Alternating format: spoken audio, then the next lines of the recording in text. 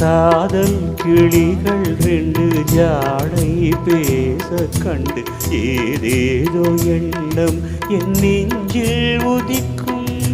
நானும் நீயும் சேர்ந்து ராகம் பாடும்போது நீரோடை போல என் நெஞ்சம் இனிக்கும்.